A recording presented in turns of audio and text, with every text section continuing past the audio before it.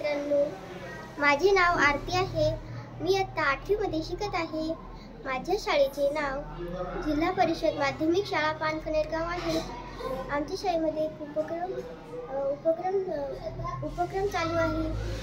एक नवीन उपक्रम चालू आहे। त्या उपक्रमाचे नाव आहे शालेय ग्रंथालय। आमच्या शाळेमध्ये शालेय ग्रंथालय आहे। त्या शालेय ग्रंथालयामध्ये वाचण्यासारखी खूप मोठी पुस्तके असतात। खूप छान छान पुस्तके असतात, जसे की उदाहरणार्थ गोष्टीचे, शास्त्रज्ञांचे, कलाकारांचे, चित्रांचे, निबंधाचे असे वगैरे वगैरे पुस्तके असतात। त्यापैकीचे पुस्तक हे एका शास्त्रज्ञांचं समजून हे एक पुस्तक आहे। त्या पुस्तकाचे नाव आहे सत्यशोधक महात्मा ज्योतिबा फुले। सत्यशोधक महात्मा ज्योतिबा फुले या पुस्तकामध्ये खूप छान अशी माहिती दिलेली आहे। व या पुस्तकाचे लेखक आहेत डॉक्टर लीला दीक्षित। व या पुस्तकाची किंमत 150 रुपये आहे। त्या पुस्तकामध्ये फार छान अशी एक गोष्ट सांगितलेली आहे, जसे की महात्मा फुले यांच्या जीवनावर आधारित हे पुस्तक आहे। या पुस्तकामध्ये फक्त महात्मा ज्योतिबा फुले यांनी केलेले कार्य ही सर्व काही या पुस्तकामध्ये सांगितलेले आहे। हे पुस्तक फार छान आहे। या पुस्तकामध्ये महात्मा फुले यांनी मुलींच्या शिक्षणास जेव्हा महात्मा फुले हे एका मीडियम परिस्थितीमध्ये राहत होते। त्यांना महात्मा फुले यांना लाडाने सर्व लोक ज्योती असे म्हणत। ज्योती जेव्हा 1-2 वर्षाचा असताना ज्योतीच्या आईचे नाव चिमणाई असे होते व वडिलांचे नाव गोविंदराव असे होते। जेव्हा ज्योती म्हणजे ज्योतिबा फुले हे 1 ते 2 वर्षाचे असताना त्यांची आई चिमणाई यांचे निधन झाले। काही कारणामुळे त्यांची आई चिमणाई यांचे निधन झाले व तेव्हा ज्योतिबा फुले यांना काहीच कळत नव्हते, म्हणजे काहीच समजत नव्हते, कारण ते खूपच लहान होते, 1 ते 2 वर्षाचे होते। तेव्हा त्यांच्या आईचे निधन झाले आणि मग त्यांचे वडील गोविंदराव यांनी ज्योतीचा सांभाळ केला। त्यांनी ज्योतीचा सांभाळ केला।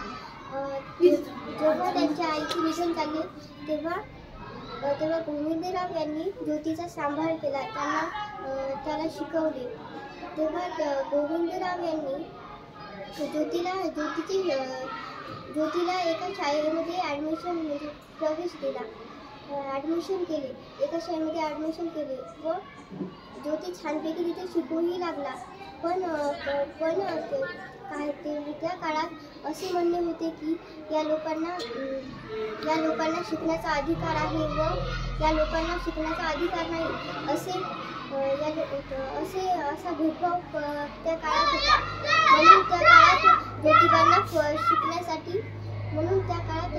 ज्योतिबांना शिकण्यासाठी सर्व काही म्हणू लागले। म्हणून ज्योतिबा फुले यांचे वडील गोविंदराव यांनी ज्योतिबाला शाळेतून त्याचे नाव काढून टाकले।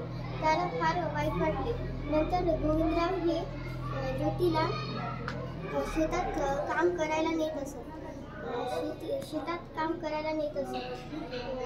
व